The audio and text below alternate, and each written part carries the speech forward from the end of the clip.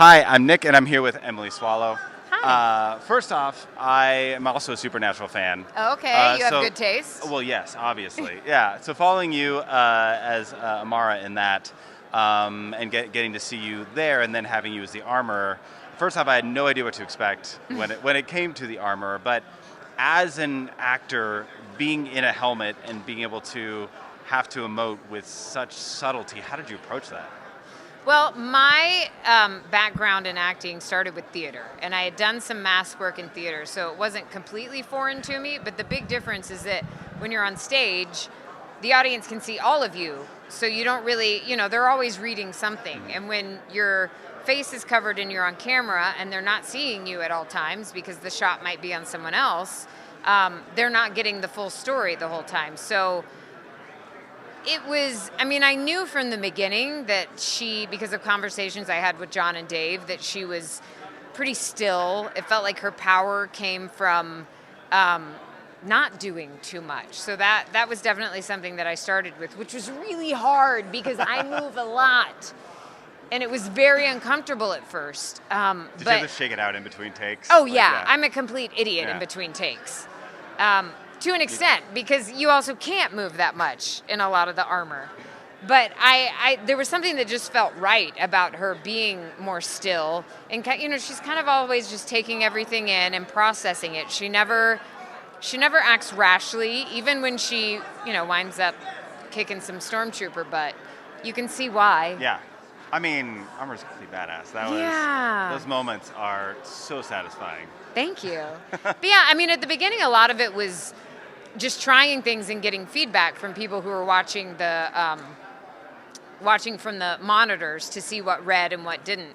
And John was so wonderful at helping me make sure that it wasn't ever too formal, because she says a lot of, she speaks beautifully, but a lot of it could be too distanced, I think, and it could feel too presentational. Yeah. So he really helped me calibrate that. And I have to say, when I am in her armor and kind of in her space, it's very calming for me. Interesting. I like it. Yeah.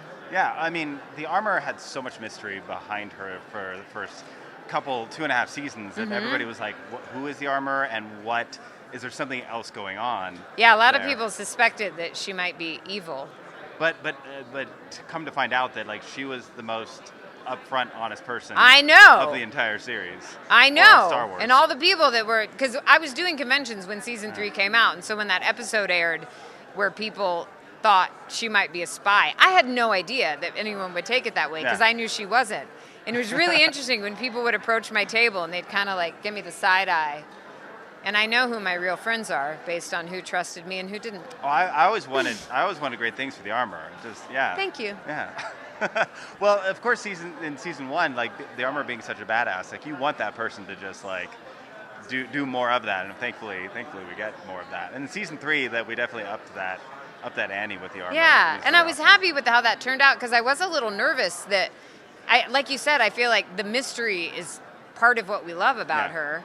And so I didn't know if, I was like, will people get sick of her if they see too much, or will they, will it be less interesting? But I think that they calibrated it really well. Well, I think there's still an air of mystery there. Oh, yeah. Though. So there's still that you don't really fully know this person. Yeah. You kind of know what they're about and what their this is the way, what their whole shtick is, but you still don't really know what's behind that. No, and I think that's great because there's also people, they say, is she ever going to take off her helmet? And I'm sure if she does, they have a very good reason. Yeah. But I hope she doesn't because I feel like we wouldn't gain anything.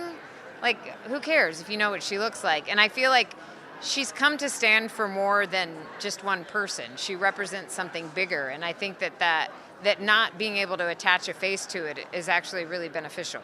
And I think that what started off with Boba Fett when it came to just that mystery and that helmet and who that person is, I think the armor is able to maintain that mystery where Boba Fett has kind of had ebb and flow through the years. The armor is very consistent with that. Yeah. And I think it's fantastic. I hope I see the armor more. Me too. I know. Yeah. We need to see the armor I like her. more. Yeah. But having been in Star Wars now for a few seasons, how has that affected your life? I mean, you've been in the industry for a while now and been in already, you know, supernatural and big shows, but how has Star Wars affected Oh you? yeah, being part of Star Wars is it. I can't compare it to anything else because it's massive. I mean, it's sort of the.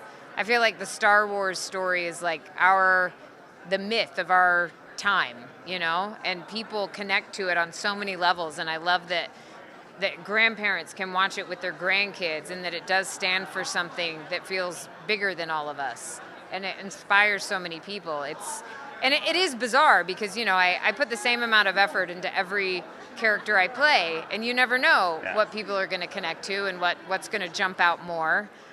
So in some ways it is weird that, like, okay, this job that I did gets so much more attention, but I'm just doing what I always do. And I feel so lucky for that because so many actors do incredible work, but it just might not be on a show that has a big fan following. And so to get to be part of something like Star Wars is really such an incredible blessing. I don't take it for granted. Final question. Obviously, Armor favorite character, but is there a character that you, Emily, relate to? In Star That I Wars? relate to. People have asked me who I would want to play, which would be Han Solo, because I just love everything he gets away with. And I guess I sort of relate to him because I'm pretty cheeky. I can don't see know if that. I'm as confident in him though in my cheekiness. Well, I don't know if he is either. That's true. Yeah. All right, I'll go with that. Yeah. All right. Yeah. I'll Next just try to casting is stay Han away Solo. Yeah. from carbonite. That's good. That's a good call. Yeah. Yeah. That did not go well. Yeah.